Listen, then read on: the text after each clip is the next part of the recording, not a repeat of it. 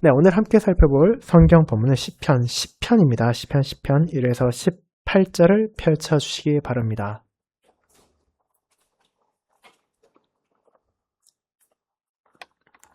네, 성경 시편 10편 낭독하도록 하겠습니다. 여호와여, 어찌하여 멀리 서시며 어찌하여 환난 때에 숨으시나이까? 악한 자가 교만하여 가련한 자를 심히 압박하오니 그들이 자기가 베푼 꾀에 빠지게 하소서. 악인은 그의 마음에 욕심을 자랑하며 탐욕을 부리는 자는 여호와를 배반하며 멸시하나이다. 악인은 그의 교만한 얼굴로 말하기를 여호와께서 이를 감찰하지 아니하신다 하며 그의 모든 사상에 하나님이 없다 하나이다. 그의 길은 언제든지 견고하고 주의 심판은 높아서 그에게 미치지 못하오니 그는 그의 모든 대적들을 멸시하며 그의 마음에 이르기를 나는 흔들리지 아니하며 대대로 환난을 당하지 아니하리라 하나이다. 그의 입에는 저주와 거짓과 포악이 충만하며 그의 혀 밑에는 잔해와 제약이 있나이다. 그가 마을 구석진 곳에 앉으며 그 은밀한 곳에서 무죄한 자를 죽이며 그의 눈은 가련한 자를 엿보나이다. 사자가 자기의 굴에 엎드린 같이 그가 은밀한 곳에 엎드려 가련한 자를 잡으려고 기다리며 자기 그물을 끌어당겨 가련한 자를 잡나이다. 그가 굽으려 엎드리니 그의 포악으로 말미암아 가련한 자들이 넘어지나이다. 그가 그의 마음에 이르기를 하나님이 잊으셨고 그의 얼굴을 가리셨으니 영원히 보지 아니하시리라 하나이다. 여호와여, 일어나옵소서. 하나님이여, 손을 두옵소서. 가난한 자들을 잊지 마옵소서. 어찌하여 악인이 하나님을 멸시하여 그의 마음에 이르기를 주는 감찰하지 아니하리라 하나이까? 주께서는 보셨나이다. 주는 재앙과 원한을 감찰하시고 주의 손으로 갚으려 하시오니 외로운 자가 주를 의지하나이다. 주는 벌써부터 고아를 도우시는 이신이다. 악인의 팔을 꺾으소서. 악한 자의 악을 더 이상 찾아낼 수 없을 때까지 찾으소서. 여호와께서는 영원 무궁하도록 왕이시니 이방 나라들이 주의 땅에서 멸망하였나이다. 여호와여, 주는 겸손한 자의 소원을 들으셨사오니 그들의 마음을 준비하시며 귀를 기울여 들으시고 고아와 압제당한 자를 위하여 심판하사 세상에 속한 자가 다시는 위협하지 못하게 하시리이다. 아멘. 설교에는 시편 5절, 6절, 7절을 이어서 부르도록 하겠습니다. 사랑하는 주 예수 그리스도 안에 있는 형제 자매님들, 이 땅에 살아가는 동안 신자라 하더라도 답답함을 느끼고 비통함을 경험하게 되는 순간들이 찾아옵니다.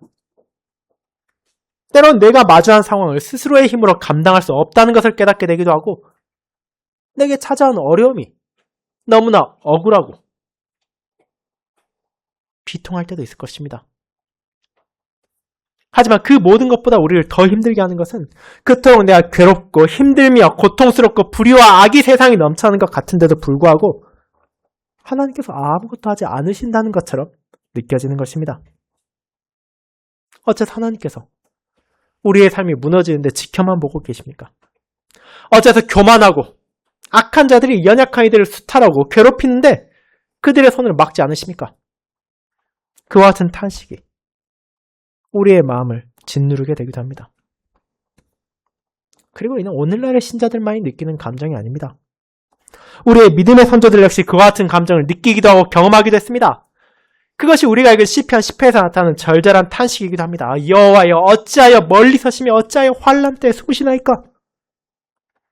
그런데 이 시편이 진실로 고통스러운 이유가 또 있습니다.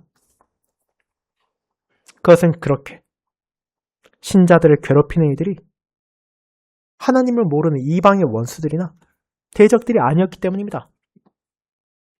다름 아닌 함께 하나님의 이름을 부르고 그분을 섬기던 형제와 자매들이 이 시편의 저자를 포함한 성도들을 불의하고 부당하게 대하고 있었습니다. 힘없고 가난한 자들, 고아들을 향해 권력을 가지고 재물을 가진 악한 자들이 마치 사자가 사냥감을 덮치는 것처럼 음모를 꾸미고 그들을 수탈했습니다. 심지어 그런 죄악을 저지르면서도 죄책감을 느끼기는커녕 하나님은 잊으실 것이라고, 하나님이 보지 않으실 것이라고 말하며 그들의 입으로는 하나님을 말하지만 정작 그들의 삶과 행동에서는 하나님이 없다는 듯이 살아가고 있었습니다. 그런 죄악이 시편 저자를 포함한 언약 백성들을 고통스럽게 하고 있음에도 하나님은 무관심한 것처럼 보였고 마치 그런 악인들의 주장이 옳은 것처럼 느껴지는 순간이 찾아왔습니다.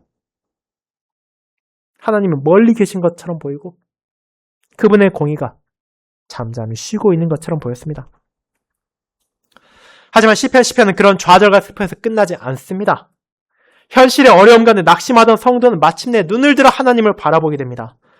그리고 그분께서 멀리 계신 것이 아니라 공의를 멈추신 것이 아니라 만물을 여전히 바라보고 계시며 그분의 의로움을 집행하실 것을 자각하게 되었습니다. 그렇게 그는 하나님께서 일어나실 것이며 그분의 손을 드실 것을 확신하며 외칩니다. 그것이 그의 소망이었고 언약 백성들의 위로였습니다. 악인의 오만도 의인의 눈물도 감찰하고 계시는 하나님께서 그분께서 정하신 때 그분께서 정하신 방식으로 그 권능의 손을 드실 것이고 그날에 모든 악은 꺾이고 모든 의인은 세워질 것입니다. 그 위대한 복음의 소망을 전하는 시편을 저는 일어나 손을 드시는 하나님이라는 제목으로 설교하고 본문의 흐름에 따라 세 부분으로 그 내용을 나누고자 합니다.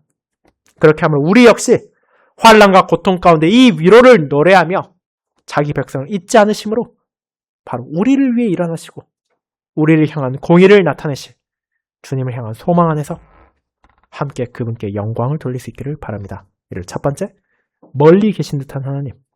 두 번째, 손을 드시는 하나님. 세 번째, 영원히 다스리시는 하나님이라는 대지로 나누어 살펴보도록 하겠습니다. 먼저 첫 번째, 멀리 계신 듯한 하나님에 대해 알아보겠습니다. 형제자매 여러분, 지난 주일에 우리는 시편 9편을 통해 원수들의 거친 공격 속에서도 자기 백성을 건져주시고 대적을 공의로 심판하시는 하나님의 놀라운 복음을 살펴보았습니다.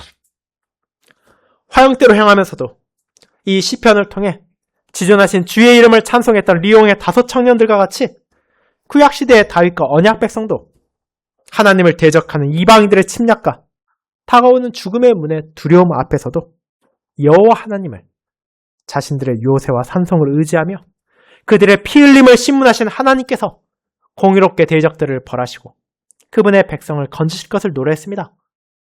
그렇게 그들은 과거의 은혜를 전파하고 현재의 돌보심에 감사하며 미래의 영광을 확신하며 하나님을 향해 함께 나아갈 수 있었습니다. 그 같은 시편 9편과 오늘의 시편은 긴밀한 연결을 가지고 있습니다.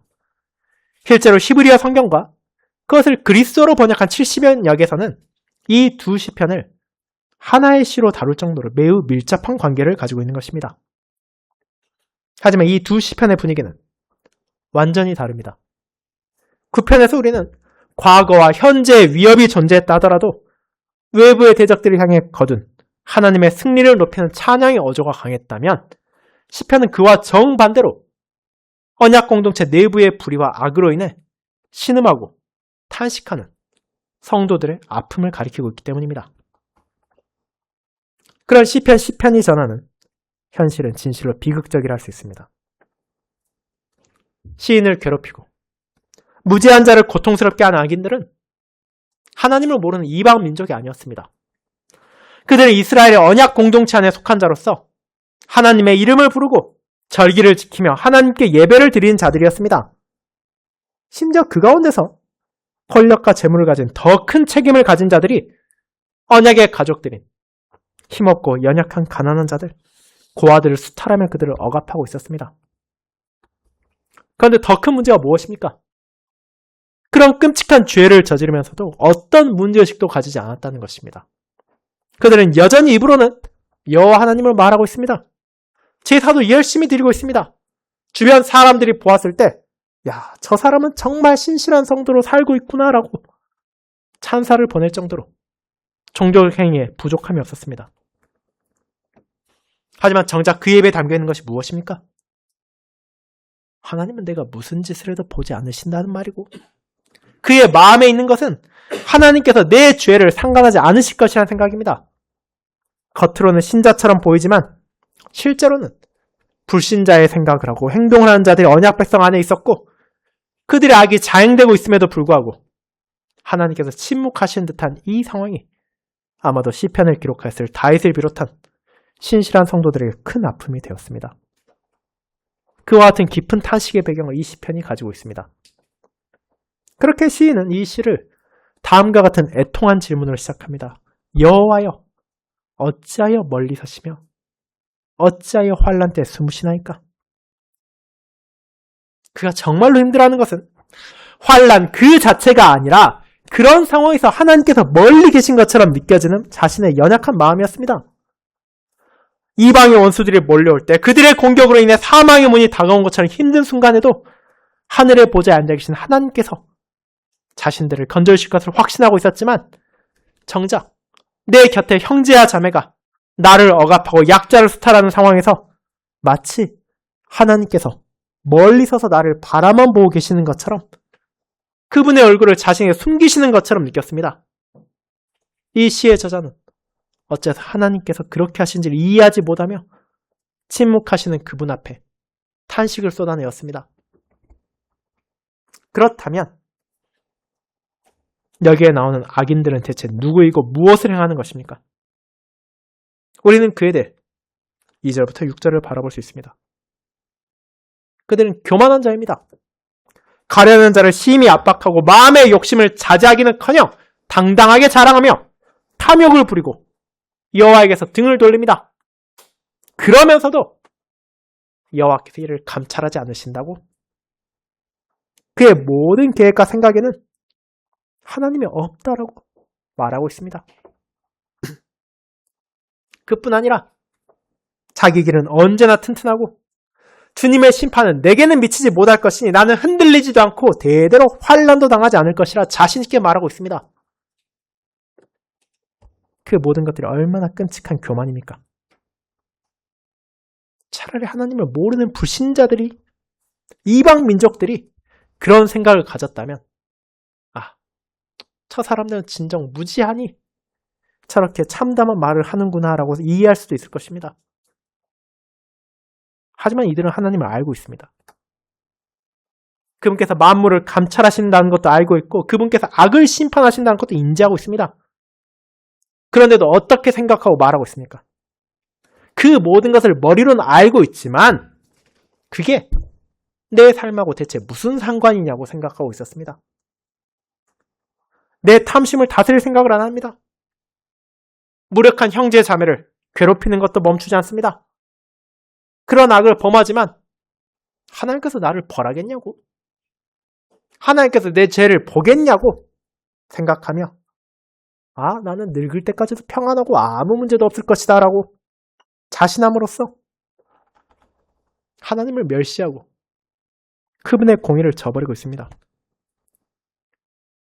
그런 생각을 가진 자들이 어떻게 연약한 자들을 향해 폭력을 휘두르고 압박을 가하는지가 7절부터 이어집니다. 그들의 잘못된 생각은 머릿속에서만 자신들의 입에서만 멈추는 것이 아닙니다. 그것은 실제 그들의 삶 가운데 나타나며 그 악영향을 이웃들에게 미칩니다.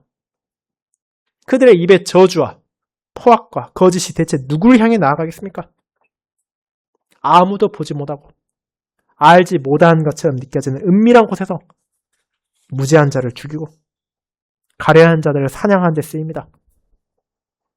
사자가 굴에 엎드려 사냥감을 노리는 것처럼 힘없는 이들을 잡으려 하고 사냥꾼이 그물을 끌어당겨서 동물을 잡는 것처럼 연약한 자들을 쓰러뜨리고 붙잡아갑니다. 한 하나님을 섬기고 한 하나님의 백성이 된 지체들이 서로를 돕고 지지하며 격려하고 권면하는 것이 아니라 마치 약육 강식으로 돌아가는 짐승처럼 강자가 약차를 착취하고 수탈하고 있는 것입니다. 그렇게 힘없는 자들이 무너짐에도 불구하고 하나님이 이런 것들 신경 쓰시겠냐고, 하나님이 이거 잊으실 거라고, 하나님이 얼굴을 가리심을 보지 않을 것이라고 말하며 하나님의 인내와 자비하심을, 하나님은 무능력하다고, 자기 백성에 관심을 가지지 않는다고 모욕하는 끔찍한 죄를 자행하고 있었습니다.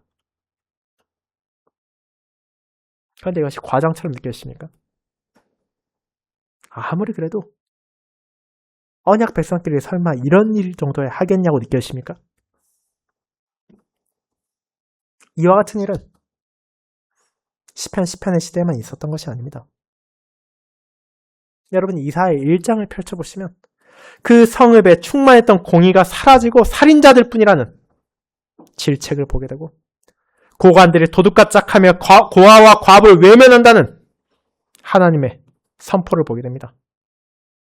더 나아가 미가 3장 2절과 3절에서는 이스라엘 족속의 통치자들이 선을 미워하고 악을 기뻐하여 내 백성의 가죽을 벗기고 그 뼈에서 살을 뜯어 그들의 살을 먹으며 그 가죽을 벗기며 그 뼈를 꺾어 다지기를 냄비와 속 가운데 담을 고기처럼 하는도다라고 선언될 정도입니다. 이것이 그들의 현실이었습니다. 그리고 오늘날에도 그와 같은 일들이 교회의 안과 바깥에서 신자라 자칭하는 이들로 인해 일어나기도 한다는 사실을 우리는 결코 부인할 수 없습니다. 이 끔찍한 죄악을 누구보다 고통스럽게 마주하셨던 분은 바로 우리의 주 예수 그리스도이십니다. 그분께서 이방인들에게만 고통받으셨습니까? 그렇지 않습니다. 사실 이방인들보다 더 열성적으로, 더 힘을 다해서 주님을 공격하고 죽이려 했던 자들은 당시 언약 백성의 대표자들이었습니다. 성전의 지도자인 제사장들이었습니다. 그들이 음모와 압제로 주님의 사역을 방해했고 마침내 그분을 십자가에 매달아 죽게 하였음에도 불구하고 그들이 자신들의 죄를 깨달았습니까? 그렇지 않습니다. 하나님께서 이를 벌하지 않고 오히려 기뻐하실 것이라고 교만한 생각을 하며 그에 따라 자신들의 계획이 성공했음을 좋아했을 뿐입니다. 그런 죄인들 앞에서 주님께서는 시편 22편을 인용하여 하늘 아버지를 향해 엘리엘리 라마 사박다니 나의 하나님 어찌하여 나를 버리셨습니까? 라는 비통한 외침을 남기셨습니다. 그분께서는 진정 우리 누구도 결코 경험할 수도 없고 경험하지도 않을 방식으로 시편이 고백하는 하나님의 멀리 계심과 침묵의 고통을 감당하셔야 했습니다. 사랑하는 형제자매 여러분, 그와 같은 십자가의 죽으심 이후의 교회의 역사 가운데서도 이와 같은 교만한 자들의 죄악이 끊임없이 나타나는 것도 사실입니다. 때로는 교회의 목회자가 자신의 소명은 망각하고 그저 재물과 명예를 갈취하는 데 정신이 팔려있기도 합니다. 때로는 교회 안에서 연약한 형제와 자매를 속이고 그들을 무너뜨리려 하는 이들이 나타나기도 합니다. 복음이 선포되고 하나님을 향한 찬양과 서로를 향한 격려와 권면이 이어져야 할 장소에서 서로를 향한 공격과 시기와 착취가 드러나는 것입니다. 우리는 그런 일이 일어나지 않기를 바라고 서로 일어난다 하더라도 빠르게 해결되기를 원하지만 때로는 하나님께서 침묵하신 것처럼 느껴지고 우리에게서 멀리 서신 것처럼 보이는 순간이 찾아올 수도 있습니다. 벨게신학원에서 제29항에서 고백하고 교리문답 주에나 30과 31 등에서 전하는 것처럼 교회 안에는 과거에도 그러했고 지금도 그러하며 앞으로도 여전히 위선자들과 회개하지 않는 자들이 존재할 것이기 때문입니다. 하지만 그것이 정말로 하나님께서 공의를 잊으셨다는 것을 의미합니까? 그분께서 자기 백성을 잊으셨습니까? 바라보지 않으십니까? 하나님의 눈을 피할 수 있는 죄와 악이 존재합니까? 그렇지 않습니다. 하나님의 자신의 공의를 결코 잊지 않으시고 자기 백성을 항상 바라보고 계시며 모든 죄의 악을 감찰하고 계십니다. 다만 십자가에서 그렇게 하셨던 것처럼 그 공의를 나타내는 때와 장소, 방식이 우리가 바라는 형태로만 나타나지는 않을 뿐입니다. 아무리 악인이 승리하는 것처럼 보이고 하나님께서 침묵하시는 것처럼 보이는 순간이 찾아온다 하더라도 하나님께서는 자신의 공의 안에서 만물을 다스리고 계시며 가장 지혜롭고 적합한 방식으로 그분의 손을 들어 죄인을 심판하시고 의인을 품어주실 것입니다. 그리스도 안에서 분명하게 드러난 그 진리를 우리는 두 번째 대지에서 함께 고백하게 됩니다. 두 번째, 손을 드시는 하나님이 바로 그것입니다. 성도 여러분, 1절부터 11절까지 언약 백성 안에 존재하는 악인과 교만한 자의 죄악에 가련한 자들을 짓누르고 이제 그런 상황에서 하나님께서 침묵하시는 것처럼 느낌으로 비통하게 탄식하던 저자는 12절에 들어 이제 하나님을 향한 호소를 시작합니다. 여호와여, 일어나옵소서. 이 하나님이여, 손을 두옵소서. 가난한 자들을 잊지 마옵소서. 그는 더 이상 눈앞에 있는 압제자들과 절망스러운 현실에 초점을 두지 않습니다. 그는 눈을 들어서 하나님을 바라보며 그분을 향해 일어나소서, 손을 드소서 하고 간구합니다. 물론 그는 하나님께서 우리 사람과 같이 육체를 움직이는 분이 아니라는 것을 알고 있습니다. 그럼에도 불구하고 일어나다라는 표현과 손을 든다는 표현을 통해 마치 사람이 계획했던 무언가를 하기 위해 자리에서 일어나 움직이고 멈췄던 손을 들어 행동을 시작하는 것처럼 자기 백성을 건지시고 악인을 징벌하기 위해 이제 하나님께서 직접 개입하시고 행동을 취하시는 모습을 묘사하는 것입니다. 그런 하나님을 향한 간구와 함께 13절에서 시인은 의문을 표시합니다. 어찌하여 악인이 하나님을 멸시하여 그의 마음에 이르기를 주는 감찰하지 아니하리라 하나이까? 실제로 이것은 너무나 당연한 질문입니다. 하나님을 아는 사람이라면, 진정 언약 백성이라면 그분께서 어떤 분이시고 어떤 성품을 가지시고 무엇을 행하시는지를 배우고 기억하며 마음에 새기기 때문입니다. 여호와 하나님께서는 이스라엘 역사 가운데 자신이 어떤 분이신지를 끊임없이 계시하셨습니다. 그분께서는 자신의 말씀을 통해 그것을 전하기도 하셨고 자신의 사역을 통하여 그것을 증거하기도 하셨습니다. 그 결과 이스라엘은 무엇을 알게 되었습니까? 하나님은 참으로 공의로우시다고, 자비로우시다고, 신실하시다고 고백하게 되었습니다. 그것이 바로 그들이 자신들의 부모로부터 배우고 선지자와 제사장들로부터 배운 하나님에 대한 진리였습니다. 그렇게 시인은 의문을 가지게 되는 것입니다. 아니, 그런데 어떻게 저 악인들은, 저 교만한 자들은 하나님께서 자신들을 감찰하지 않으신다고 생각할 수 있는지, 하나님께서 자신들을 벌하지 않으실 것이란 착각을 할 수 있는지 이해하지 못하며 이제 하나님께 그런 어리석은 자들에게 그분이 어떤 분이신지를 다시 드러내 주시기를 호소하고 있습니다. 그렇게 그는 하나님에 대한 고백을 이어갑니다. 그가 알고 있는 여호와, 그의 선조가 고백한 하나님, 그리고 구속 역사가 증거하는 참된 주께서는 이런 분이시라고 말입니다. 주께서는 보셨나이다. 주는 재앙과 원한을 감찰하시고 주의 손으로 갚으려 하시오니 외로운 자가 주를 의지하나이다. 주는 벌써부터 고아를 도우시는 이신이다. 14절입니다. 분명 시의 저자는 1절에서 하나님을 향해 어찌하여 멀리 서시며 숨으시나이까? 라고 탄원했지만 그것은 현실의 안타까움에서 나타난 질문이었을 뿐 실제로 그는 하나님께서 어떤 분이신지를 알고 있었습니다. 아무리 악인들이 하나님이 보지 않으신다고 말하고 그분의 얼굴이 가려졌다고 주장한다 하더라도 그것은 하나님의 뜻과 행동에 아무 영향도 미치지 않습니다. 그분은 결코 자신의 자녀를 무관심하게 방치하지 않으십니다. 그분은 선량하지만 가련한 자들, 거룩하지만 무력한 이들의 환난과 고통을 보고 계시고 그 눈물을 헤아리고 계십니다.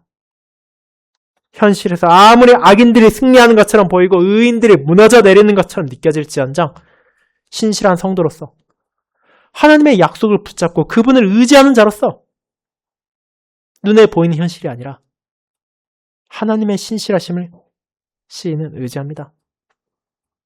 하나님께서는 예전부터 고아와 같이 힘이 없고 가련한 자들을 친히 도우셨으며 그 자애로운 돌보심을 애굽에서 이스라엘 민족을 향해 드러내셨고 다윗 개인의 삶에서도 증거하셨습니다.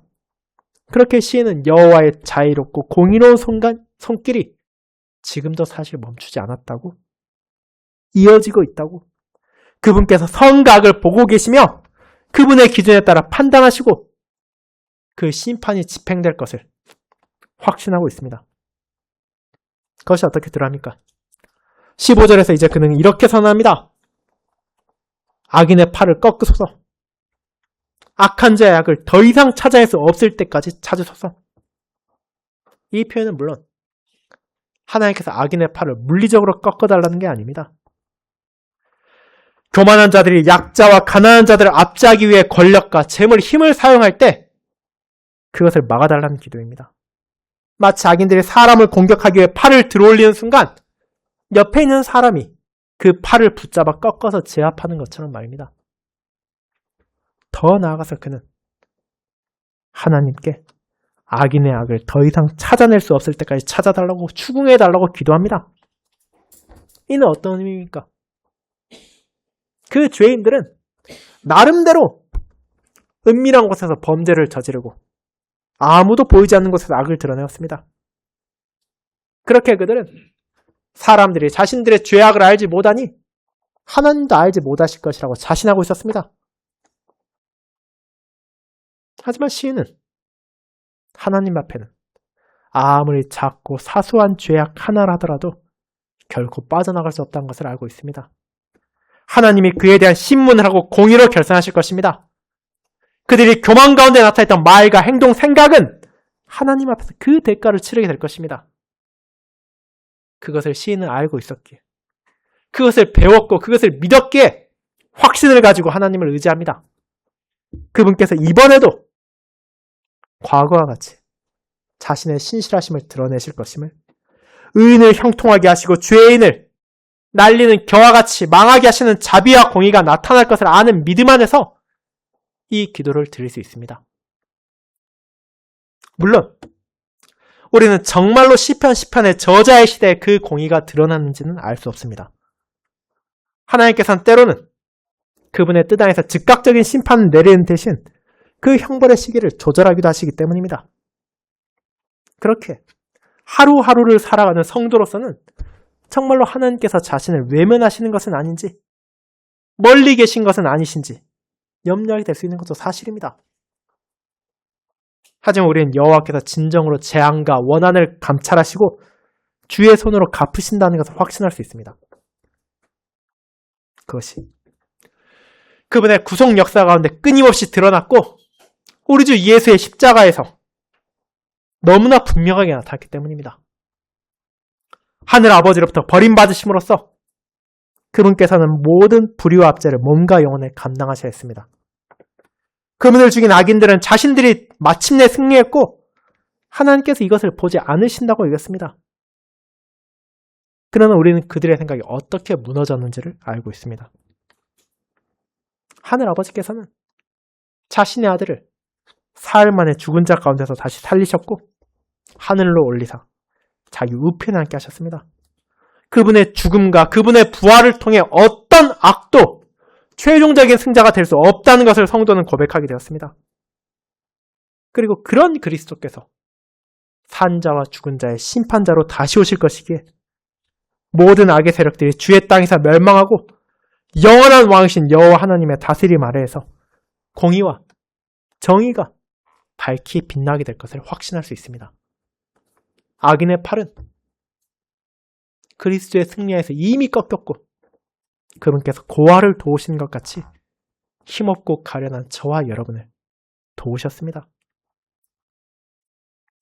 사랑하는 여러분, 그렇게 우리는 삶의 현실 가운데 심지어 교회에서 생활하는 가운데 억울한 일을 마주하고 학대를 당하며 불의를 마주하게 될 때 하나님께서 우리를 외면하신다고 생각해서는 안 됩니다. 14절에서 고백하는 것처럼 주님께서는 진정 그 모든 것을 보고 계십니다. 그분께서는 우리가 흘린 눈물을 헤아리시고 은밀한 곳에서 행해지는 가장 작은 일까지도 감찰하고 계십니다. 그분께서는 압제받는 자의 고통을 기억하시고 세상의 재앙과 원한을 바라보고 계십니다. 그리고 그 모든 것을 오직 그분의 공의로서 심판하실 것입니다. 그 진리를 고백하면 이제 우리는 자신의 손이 아니라 주님의 손에 공의를 맡길 수 있습니다. 그분께서 자신의 때에 일어나사 손을 들어 무력한 자를 건지시고 악을 징벌하실 것입니다. 동시에 이는 교만한 자들을 향한 강력한 경고라는 사실을 잊지 말아야 합니다. 아무리 은밀한 죄라 하더라도 누구도 보지 못한 잘못이라 하더라도 하나님께서는 보고 계시기에 악한 자의 모든 악을 찾아내신 하나님 앞에서 우리는 자신의 죄악을 마땅히 회개해야 되고 그리스도께로 돌아가야만 합니다.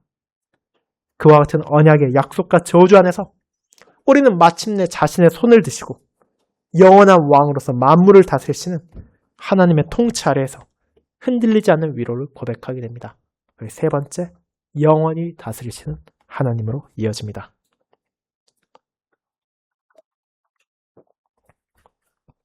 여러분, 그렇게 시편은 비통하고 절절한 탄식으로 시작하지만 하나님을 향한 확신에 찬 기도로 이어지고 마침내 여호와를 향한 찬양으로 마무리 짓게 됩니다. 이것을 우리는 16절부터 보게 됩니다. 여호와께서 영원 무궁하도록 왕이시니 이방 나라들이 주의 땅에서 멸망하였나이다.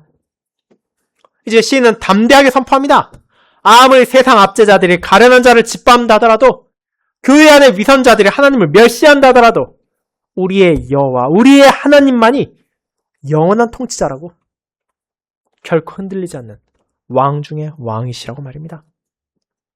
그렇게 16절에는 이방 나라들은 이스라엘 영토 바깥에 있는 여호와를 알지 못하는 민족만이 아닙니다. 언약 공동체 안에 살고 있지만 사실상 하나님의 공의와 능력과 신실하심을 부정하고 형제를 압제하는 교만한 악인들 역시 여기에 포함되어 있습니다. 즉 시인은 온 땅과 교회에서 하나님을 대적하는 모든 악의 무리들이 멸망하고 끊어지게 될 것을 시편 1편에서 고백한 내용과 동일한 결론이 분명하게 나타날 것임을 여호와의 이름을 의지하며 선언하는 것입니다. 그리고 그분께서는 그렇게 자신을 의지하는 겸손한 자들을 실망시키지 않으십니다. 하나님은 자신의 공의로 악인을 심판하시는 것에서 멈추지 않으시고 지금 고통받고 있는 이들의 소리에 귀를 기울이시며 그들의 마음을 준비시켜 주심으로 강하게 하시기 때문입니다. 그렇게 하나님께서 신음하는 성도들이 인내한 힘을 주시고 그들이 여호와를 바라볼 수 있는 용기를 주시며 그 시련 가운데 하나님만을 의지하는 믿음이 자라가게 하십니다. 시편의 저자가 그러했던 것처럼 우리가 환난을 마주할 때라 하더라도 낙심하고 무너지는 대신 소망을 품고 위로를 붙잡을 수 있는 이유는 오직 영원한 왕이신 여호와 하나님께서 우리 안에서 역사하시고 우리에게 은혜를 베푸셨기 때문에 가능한 것입니다. 그런 위로를 붙잡으며 시인은 하나님의 최종적인 심판을 선언합니다. 그는 앞서 교만한 자와 악인으로 표현된 이들을 또 다른 방식으로 묘사합니다. 그것은 바로 세상에 속한 자라는 표현입니다. 그들은 이 세상이 전부라고 생각합니다. 이 땅의 권력과 재물과 명예와 영광에 사로잡혀 하나님을 외면하고 그분을 대적하는 것을 기꺼이 감수합니다. 하지만 영원한 왕이신 주님께서는 자신의 때 그 세상에 속한 모든 이들을 벌하실 것입니다. 그들에게 완전하고 영구적인 심판을 내리실 것이며 그때 고아와 압제당하는 자들은 하나님의 신실하심에 찬양을 올리며 세상에 속해 있던 모든 자들이 그들의 모든 악에 대한 형벌을 경험하는 것을 알게 될 것입니다. 하나님의 아들 예수 그리스도께서 다시 오시는 약속된 그날 세상에 속한 자의 모든 위협과 압제는 영원히 끝날 것이고 가련하고 연약한 의인들에게는 참된 평강이 영원히 찾아올 것입니다. 사랑하는 여러분, 오늘 우리가 살핀 시편은 하나님을 향한 어두운 탄식으로 시작했으며 그 애통함은 우리 역시도 충분히 이해할 수 있는 것입니다. 하지만 그 탄식은 주께서는 보셨나이다 라는 확신을 거쳐 여호와는 영원 무궁하도록 왕이시라는 찬양으로 나아갑니다. 우리가 이 땅에 살아가는 동안 세상에서 불의와 압제를 마주하게 될 수 있습니다. 때로는 교회 안에서조차 위선자들과 악인들의 교활한 음모를 경험할 때도 있습니다. 그런 고통 가운데 우리도 하나님께서 보고 계시지 않으신 것 같다는 느낌을 받기도 하며 하나님께서 내게서 멀리 계신 것처럼 외로움을 느낄 때도 있을 것입니다. 하지만 신실하신 여호와 우리의 주님께서는 자신의 백성들에게 독생자를 주심으로 결코 그런 일이 존재하지 않는다는 것을 증거하셨습니다. 아무리 악인들이 승리하는 것처럼 보이는 순간이 있다 하더라도 그 또한 하나님의 공의 안에서 심판으로 나아가는 과정에 불과하며 영광 중에 다시 오실 그리스도를 통해 가련한 자의 눈물을 닦아주시고 악인들의 모든 죄를 찾아내 그 죄에 대한 심판을 내리실 것을 우리는 확신합니다. 그날 우리 모두는 하나님의 완전한 공의를 찬양하고 완전한 자비에 감사하게 될 것입니다. 이 영원한 왕, 우리의 영원한 주이신 그리스도 안에 저와 여러분의 모든 소망이 있습니다. 우리가 그분을 바라보고 그분의 약속을 붙잡을 때 그분께서는 자신의 영을 통해 우리의 마음을 준비시켜 주심으로 우리가 낙심하지 않고 인내하며 믿음의 경주를 달려갈 수 있도록 돌보신다는 사실을 깨닫게 될 것입니다.